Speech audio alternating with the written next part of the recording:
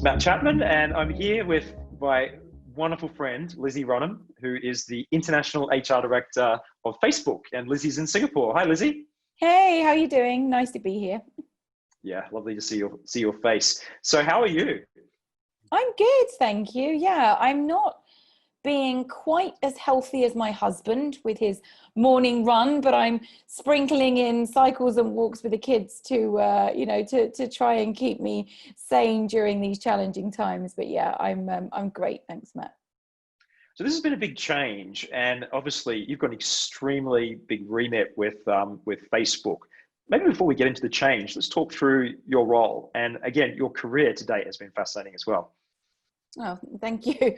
Yeah, and there's definitely not been a plan. I know some people have a very strong plan. So yeah, I've worked across different countries and cultures and continents, and consider myself super lucky to have spent time in Europe, Africa, Middle East, and Asia. I've been out of the UK for about 14 plus years now, and taken in consulting, sales, pharma, healthcare, and then Facebook is my first tech gig. And I've been here for about 2.5 years now, and I support the international region, which is everything outside of the US. It's about 37 different countries and markets around Europe and Middle East, Africa, Asia, and LATAM. And it's a beautiful, brilliant series of markets and people. I absolutely love what I do. I feel super, super lucky, and definitely no 2 days are the same with a region that vibrant.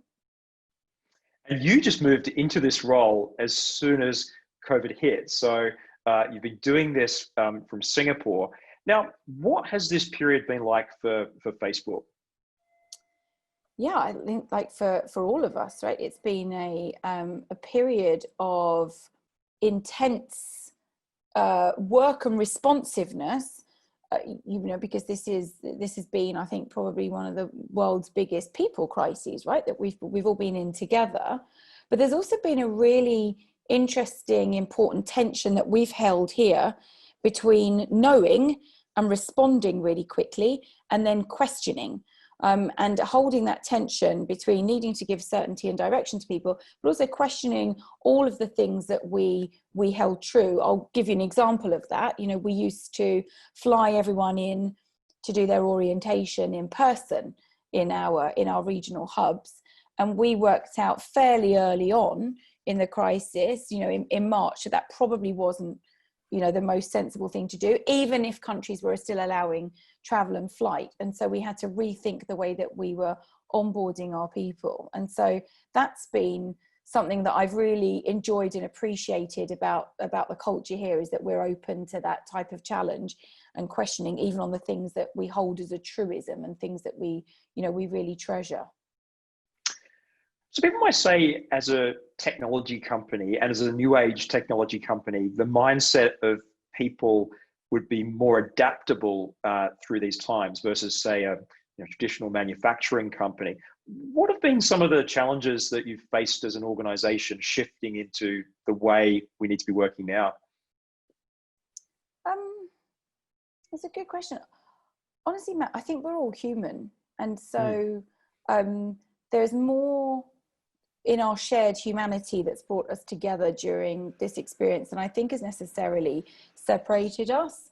So we've been spending a lot of time with our clients, sharing ideas, sort of swapping recipes, if you like, and they're across the whole range of industries, from manufacturing and retail to all sorts of things. But I think there's a human need that's been at the heart of our responsiveness.